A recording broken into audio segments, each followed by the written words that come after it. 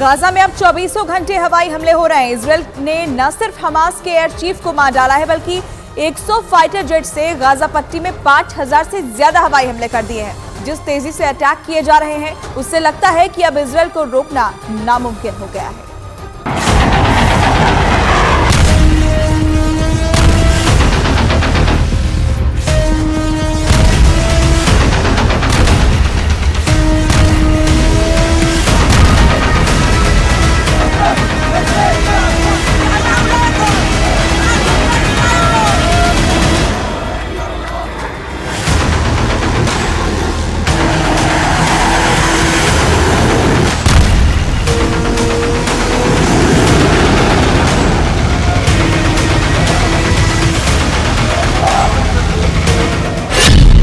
Gaza का सर्वनाश, 100 विमानों से 5000 हमले।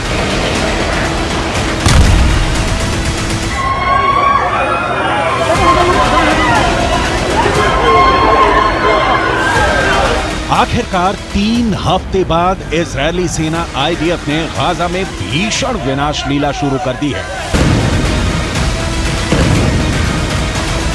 पिछले 18 घंटे में गाजा पट्टी को जमीन में दफन करने के लिए इजरायली वायुसेना ने विनाश की हद तक बम और मिसाइलों से हमले किए हैं।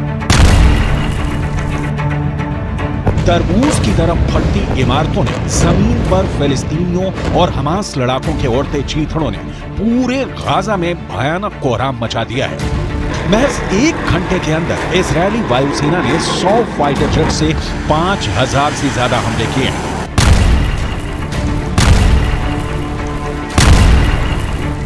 उत्तरी और दक्षिणी गाजा में हर तरफ भयानक खून खराबा हो रहा है। ईरान और तुर्की के उड़े होश, पागल हो गए हैं नेतन्याहू। कुछ रिपोर्ट्स में दावा किया गया है कि जमीन पर IDF के स्पेशल फोर्स ने टैंक, रॉकेट, लड़ाकू बख्तरबंद से उत्तरी गाजा में हमास के ठिकानों को रौंद डाला है। अल जजीरा चैनल ने दावा किया है कि उत्तरी गाजा के एक हिस्से में इजरायल के हवाई हमले में 100 से ज्यादा लोगों की मौत महज 5 मिनट के अंदर हुई है।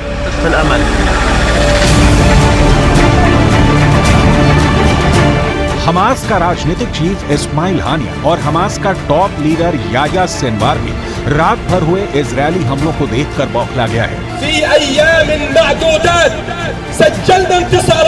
यहाँ तक कि ईरान और तुर्की भी इजरायल के भीषण हमलों को देखकर दंग है। तुर्की के राष्ट्रपति तैयब एर्दोगन ने तो यहाँ तक कह दिया है कि इजरायल के पीएम बेंजामिन नेतन्याहू हमास से बदला लेने के चक्कर में पागल हो चुके हैं।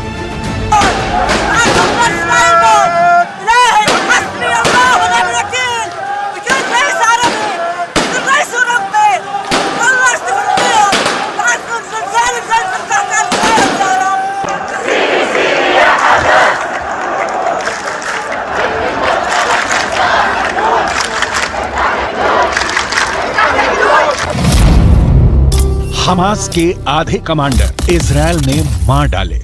हम आपको पिछले 36 घंटे में गाजा में हुए इजरायल के इंतकाम की वो खबरें दिखा रहे हैं जिसने रूस, ईरान, सीरिया, लेबनान, जॉर्डन, तुर्की और मिस्र को सन्न करके रख दिया है। पिछले 36 घंटे में इजरायल ने गाजा पट्टी, वेस्ट बैंक और लेबनान बॉर्डर पर कहां-कहां हमले किए हैं और क्यों अमेरिका कहने को मजबूर हुआ है कि अब गाजा में वो तबाही होनी शुरू हो गई है।